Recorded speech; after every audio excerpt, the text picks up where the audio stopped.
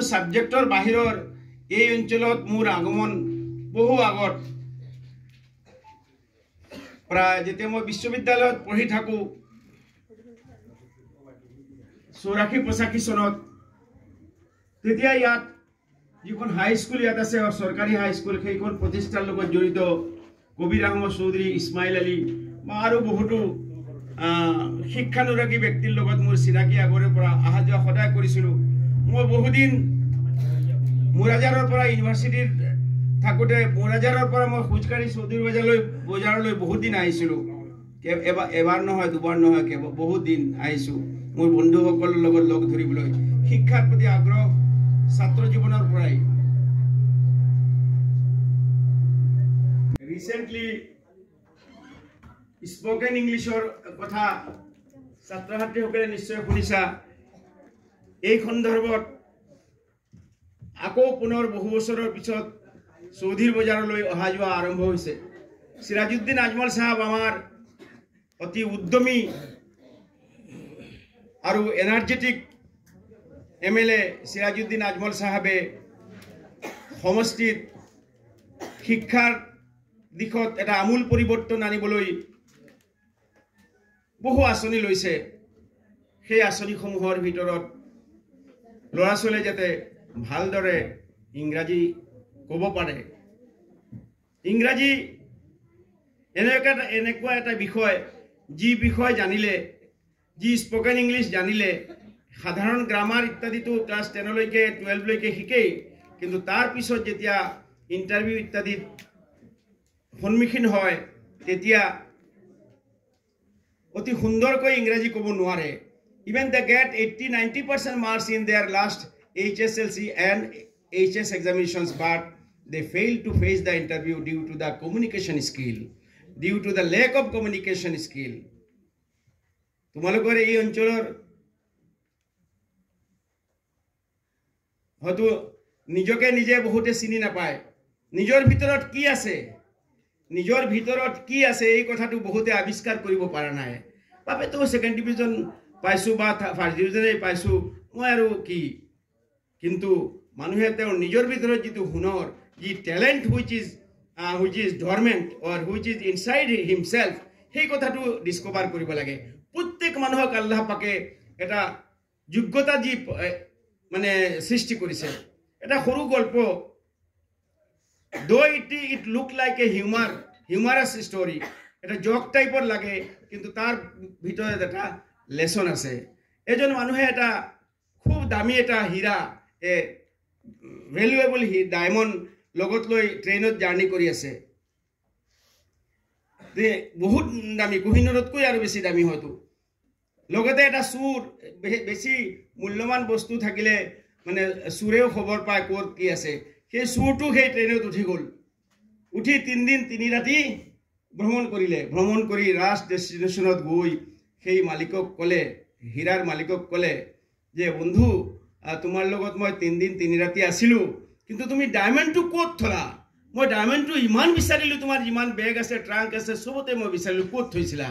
লো তুমি যেতিয়া উঠিছা তেতিয়াই মোৰ মনত সন্দেহ হৈছে আৰু মই সেই ডায়মণ্ডটো সেই 3 দিন 3 ৰাতি তোমাৰ বেগতেই থৈছিলো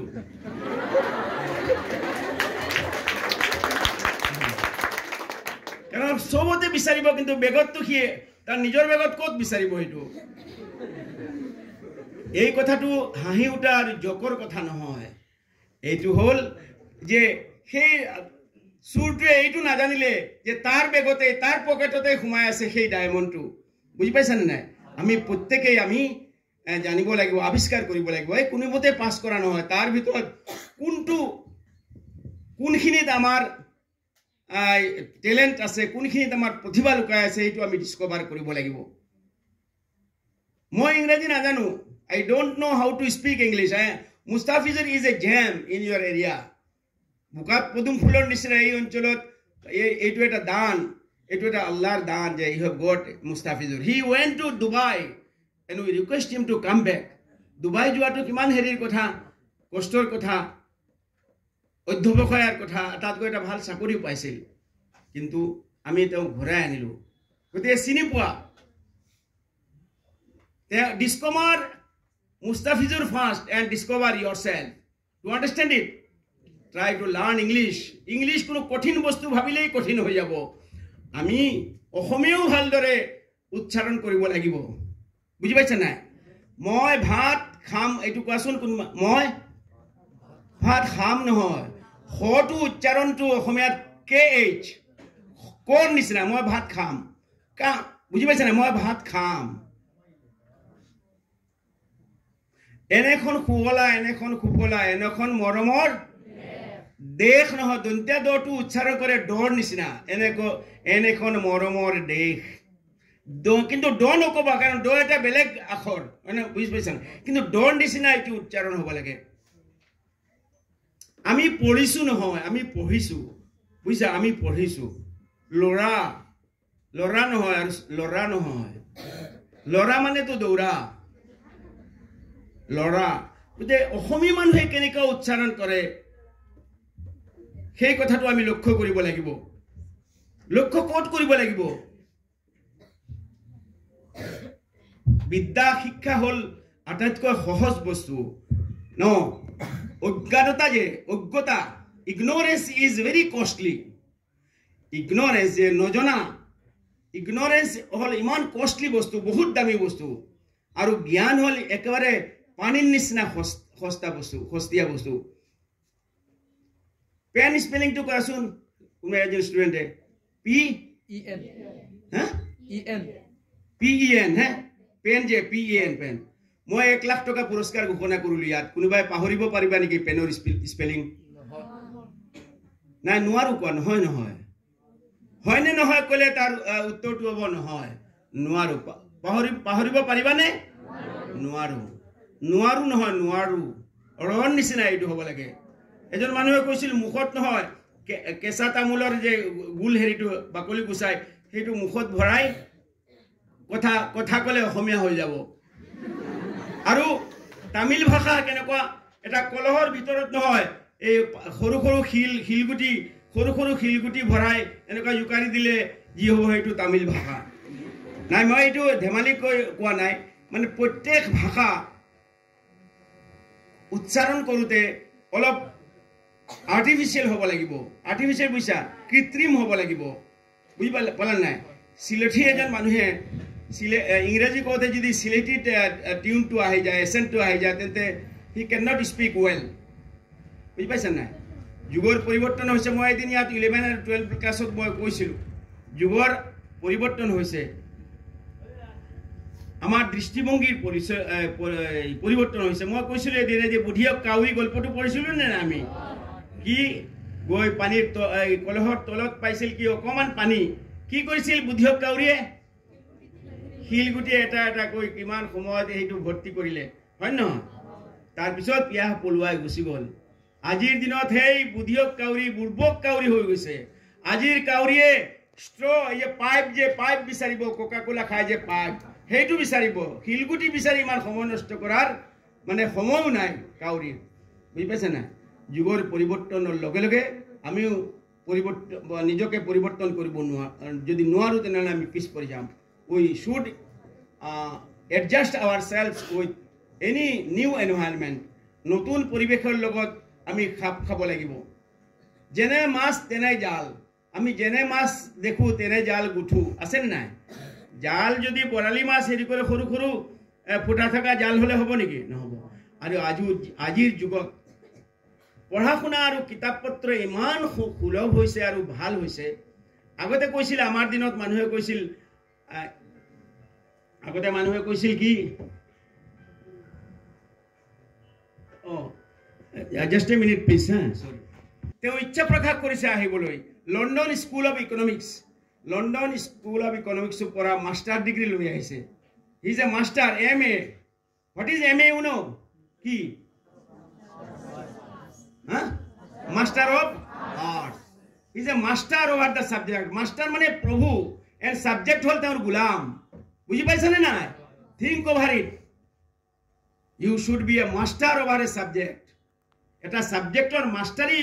you must acquire the mastery over the subject and the subject should be your slave you understand it তেনেকুৱা প্ৰতিজন মানুহৰ প্ৰতিটো দিশত এনেকুৱা যি প্ৰতিভা আছে সেই প্ৰতিভাৰ বিকাশ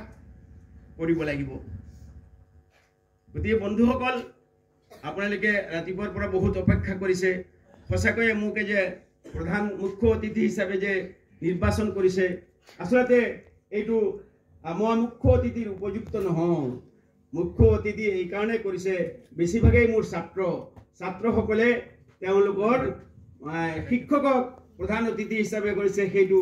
তাৰ কাৰণে মই তেওঁলোককো ধন্যবাদ দিছোঁ আৰু আপোনালোক সবকে ধন্যবাদ দিছোঁ হায়াৰ ছেকেণ্ডাৰী পাছ কৰি কি সেন্ট্ৰেল যে আলিগড় মুছলিম ইউনিভাৰ্চিটি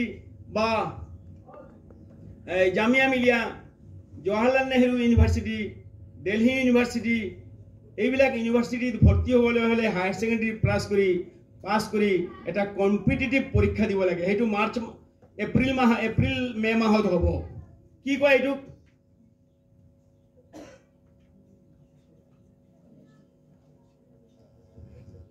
এইটো এটা এন্ট্ৰেন্স এক্সামিনেশ্যন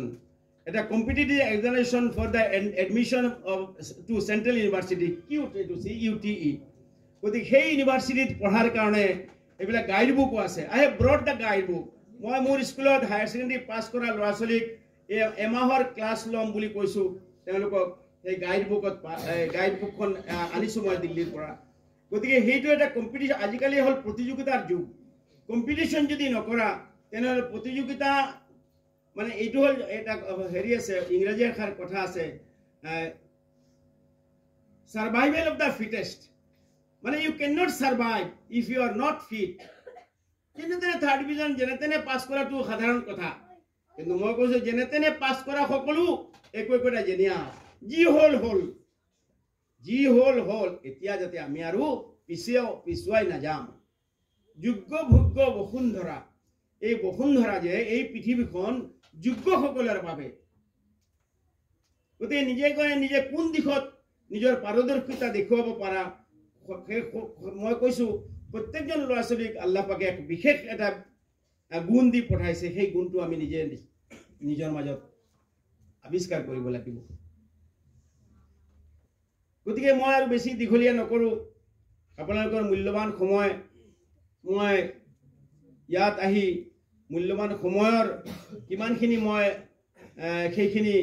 পূৰণ কৰিব পাৰিছোঁ মই নাজানো মই আহ্বান জনাইছোঁ আকৌ যে স্পকেন ইংলিছৰ যি ক্লাছ আৰম্ভটো হৈছেই চাগে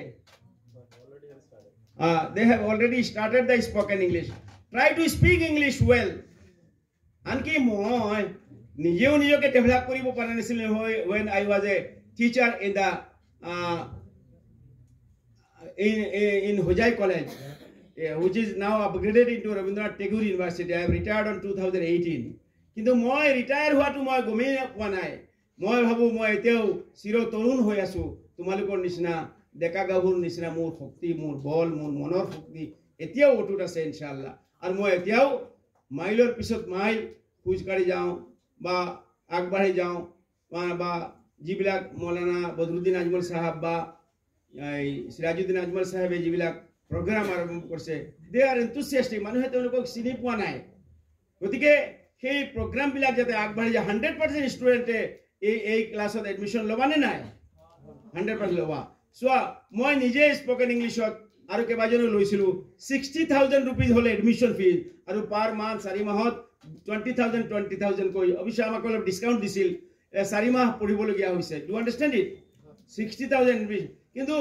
ফ্ৰী দিয়াৰ কাৰণে মূল্য দিয়া নাই বুজি পাইছেনে নাই ফ্ৰী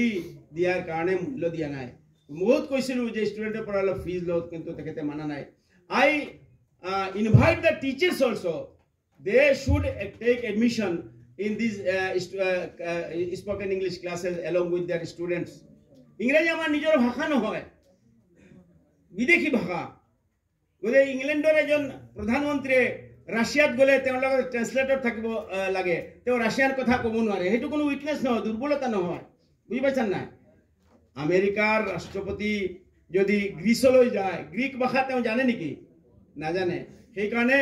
এটো কোনো উইকনেছ নহয় it is not our weakness that we cannot speak well English we cannot speak well so